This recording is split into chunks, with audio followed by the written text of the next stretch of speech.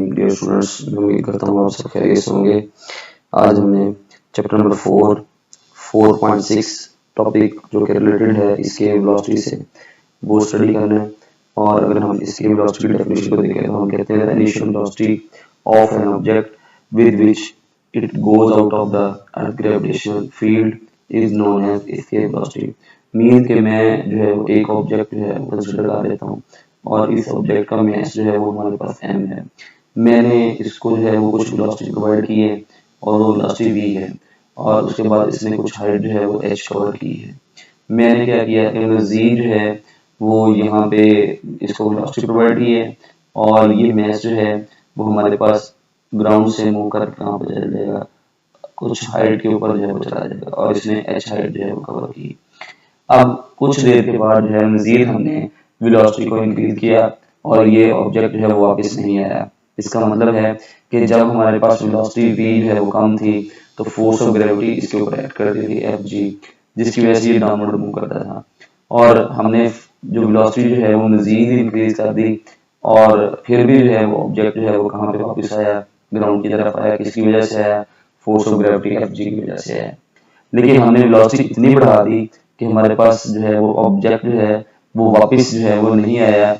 Mean के उसके ऊपर जो है वो हमारे पास ये फोर्स ऑफ ग्रेविटी जो है इसका इफेक्ट जो है बिल्कुल खत्म हो गया।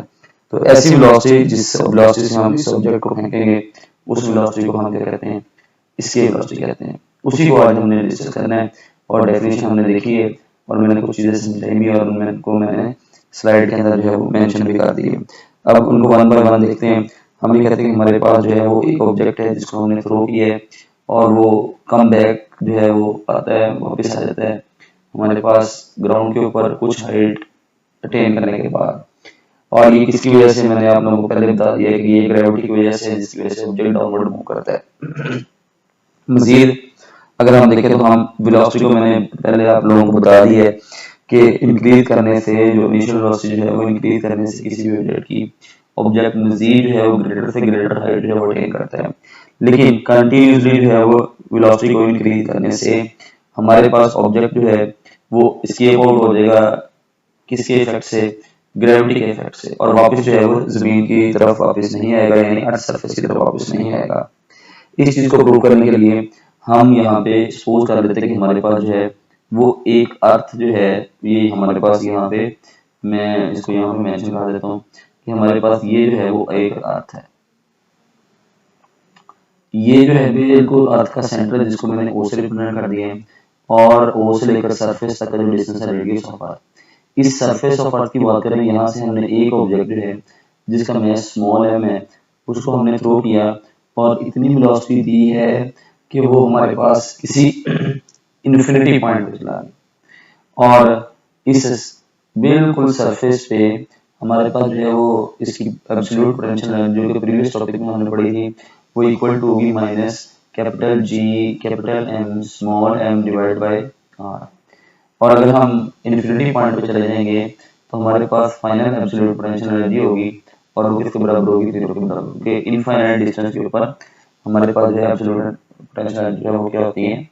वो 0 होती है। अब ये दो पॉइंट जो है आपने याद रखने हैं। मजीद जो है वो हम क्या चीज को यहाँ पे यूज करेंगे? वो सबसे पहले तो हम उस ऑब्जेक्ट को जिसको हमने अर्थ ग्रेविटेशनल फील्ड से बाहर भेजना है उसको काइनेटिक एनर्जी प्रोवाइड करनी पड़ेगी और वो काइनेटिक एनर्जी कहाँ से गेन होगी? जो इनिशियल वेलोसिटी हमने प्रोवाइड की है। अब देखें काइनेटिक एनर्जी जो है वो हमारे पास फार्मूला होता है हाफ mv²। उसी से हमने जो है ये लिखा initial kinetic energy is equal to 1/2 mv²। और ये जो एस्केप का टर्म जो है शॉर्ट फॉर्म लिखा हुआ सबस्क्रिप्ट के अंदर ESC स्टैंड फॉर एस्केप। तो ये हमारे पास बेसिकली जो है वो क्या होगी? काइनेटिक एनर्जी होगी। और अगर हम एब्सोल्यूट पोटेंशियल एनर्जी को देखें किसी भी बॉडी की, वो मैंने आप लोगों को पहले बता दिया जिसका मास m है और कहाँ पे है? बिल्कुल अर्थ सरफेस के ऊपर। वो हमारे पास किसके इक्वल होगी? u which is equal to minus m over r into ये ग्रेविटेशन कांस्टेंट g। और ये जो है वो हमारे पास बिल्कुल सरफेस के ऊपर है और जिसको मैंने यहाँ पे डायग्राम के अंदर मेंशन भी कर दिया था कि हमारे पास ये इनिशियल एब्सोल्यूट पोटेंशियल एनर्जी है। अब होना ये है कि इस ऑब्जेक्ट ने कहाँ पे चला जाना है? इनफाइनाइट पे चला जाना है।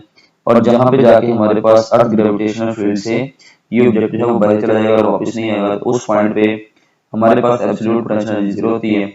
और मैंने यहाँ पे आप लोगों को मेंशन भी डायग्राम के अंदर कर दिया था, राइट कॉर्नर के ऊपर जो स्लाइड के मैंने UF इज इक्वल टू 0 लिखा है, ये बेसिकली यही वेलोसिटी थी जिसको मैंने UF से रिप्रेजेंट कर दिया है और वो हमारे पास है 0। अब देखें यहाँ से सरफेस ऑफ अर्थ से ऑब्जेक्ट गया कहाँ पे, इन्फिनिटी के ऊपर।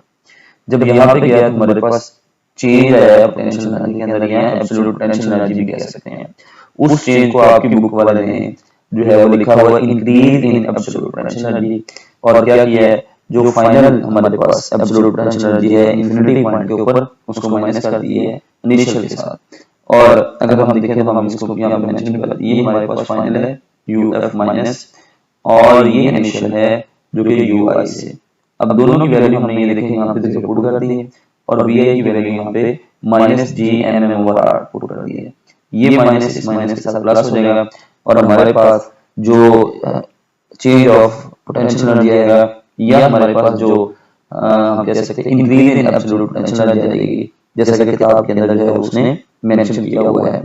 और वो हमारे पास आ गई ये वाली जो कि इक्वल टू है GMM/r। ये हमारे पास increase in absolute potential energy, और ये हमारे पास जो है ये भी कह सकते हैं इंक्रीज इन पोटेंशियल एनर्जी। अब ये एनर्जी जो है जब देखें हमारे पास कोई भी ऑब्जेक्ट जो है एक सरफेस से किसी हाइट पे चला जाता है, तो इस सरफेस पे हम इसको प्रोवाइड कर रहे हैं काइनेटिक एनर्जी, और वो काइनेटिक एनर्जी जो है इस हाइट पे जाके चेंज हो जाएगी हमारे पास एब्सोल्यूट पोटेंशियल एनर्जी के अंदर, जिसको हमने यहाँ पे मेंशन कर दिया है इंक्रीज इन पोटेंशियल एनर्जी। अब वो काइनेटिक एनर्जी जो हमने प्रोवाइड की है वो इक्वल टू होगी इस इंक्रीज इन पोटेंशियल एनर्जी के, तो हमने लिख दिया initial kinetic energy is equal to GMM/r। अब इस रिलेशन को फर्दर हमने यूज करना है और इसके वेलोसिटी का फार्मूला जो है ड्राइव कर लेना है। अब यहाँ पे देखें तो हमने इसकी वेलोसिटी जो है जो कि वेरी फर्स्ट इक्वेशन के अंदर जब हमने ये टॉपिक स्टार्ट किया तो लिखी थी 1/2 mv² इसके, और किसके बराबर आ गई GMM/r के बराबर आ गई। अब अगर यहाँ पे देखें तो स्मॉल m से कैंसिल हो जाएगा, और ये वाला 2 जो है वो इस साइड पे राइट साइड पे आके हमारे पास जो है मल्टीप्लाई हो जाएगा, तो हमारे पास 2GM/r इसके बराबर आ गया v² के बराबर आ गया, और ये v² किस चीज का है, इसकी वेलोसिटी का है। अगर यहाँ पे हम देखें स्क्वायर को खत्म करना है, तो स्क्वायर को खत्म करने के लिए हमें क्या लेना पड़ेगा, स्क्वायर रूट लेना पड़ेगा, और मैंने लेफ्ट साइड में भी स्क्वायर रूट ले लिया और राइट साइड में भी स्क्वायर रूट ले लिया। अब यहाँ पे देखें ये 2 जो है वेलोसिटी का जो स्क्वायर है ये स्क्वायर रूट के साथ कैंसिल हो जाएगी, तो हमारे पास v² which is equal to square root of 2GM/r आ जाएगा। अब हमने मजीद क्या यूज करना है, देखिए ग्रेविटेशनल फोर्स जो है उसके हमने 2 फार्मूला जो है पढ़े, और जो उसमें न्यूटन्स के ग्रेविटेशनल लॉ को देखें उसके मुताबिक हमारे पास फोर्स जो है वो किसके इक्वल होगी, F is equal to GMM/r² के इक्वल होगी। एक और हमने ग्रेविटेशनल फोर्स जो है उसका रिलेशन पढ़ा है जो कि with the surface of earth और near to the surface of earth जो है वैलिड होता है।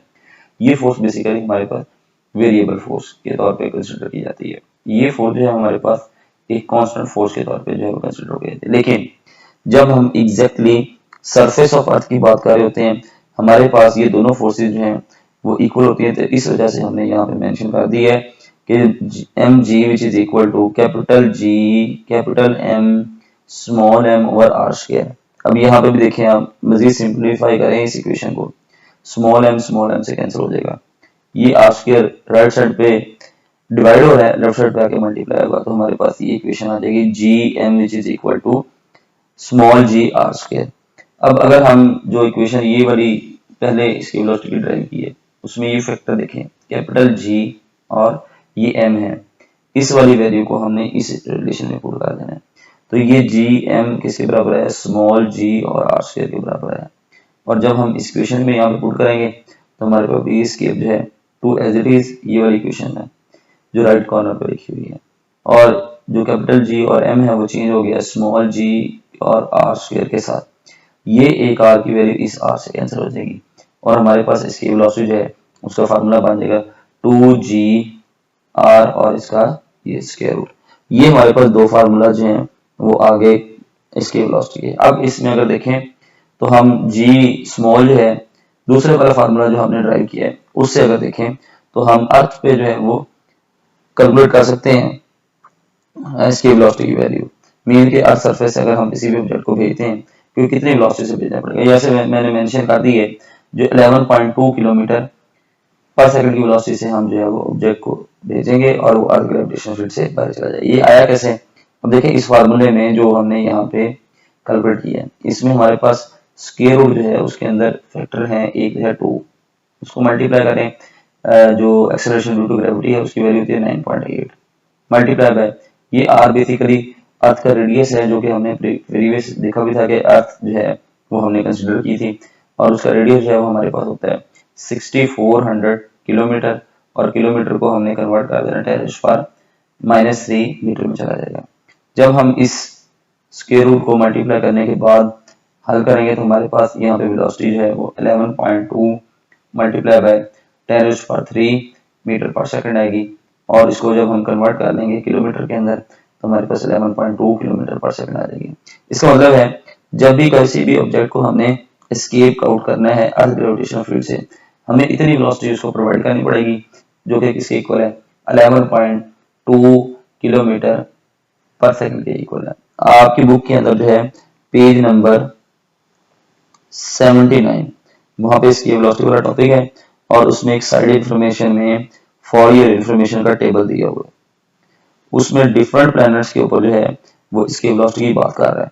और अगर हम देखें मून पे तो हमारे पास जो इसकी वेलोसिटी होती है वो इसकी वेलोसिटी एक तो वैल्यू याद रखनी है और वो वैल्यू हमारे पास जो है वो 2.4 किलोमीटर पर सेकंड जो है इसके इक्वल होती है और ये इसकी वेलोसिटी जो है वो हमारे पास किसी भी प्लेनेट के ऊपर जो है वो मिनिमम इसकी वेलोसिटी जो है वो कंसीडर होती है। और आपकी बुक के अंदर जो टेबल मैंने बताया है पेज नंबर 79 के ऊपर बेसिकली उसमें ये मेंशन है, मैंने आपको सिर्फ इस वजह से बताया ताकि आप लोग याद रखें और ये मिनिमम होंगे। अब अगर हम मैक्सिमम की बात करें तो हमारे पास जो है पेज नंबर 79 पे ही जो है वो जुपिटर पे अगर हम बात करेंगे तो हमारे पास जो इसकी वेलोसिटी है जुपिटर के ऊपर एक तो ये याद रखना है कि वो हमारे पास क्या होगी मैक्सिमम होगी और कितनी होती है मैक्सिमम ये भी याद रखना है।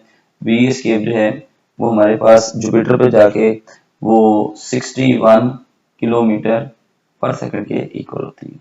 ये टेबल में मेंशन है लेकिन ये दो वैल्यू जो है वो आप अच्छी तरीके से याद कर लें, एक मिनिमम वैल्यू और दूसरी जो है वो मैक्सिमम वैल्यू। मिनिमम वैल्यू कहाँ पे है? मून पे है। मैक्सिमम वैल्यू जो है वो जुपिटर के ऊपर है और अर्थ की जो है वो हमने कैलकुलेट कर ली है। इसके साथ जो है आज का टॉपिक मुकम्मल हुआ है। अगर आपका कोई भी क्वेश्चन है इससे रिलेटेड तो आप कमेंट सेक्शन में पूछ सकते हैं, हम आपको एज सुन एज पॉसिबल जो है उसका रिस्पॉन्स देंगे। बहुत शुक्रिया, अल्लाह हाफिज।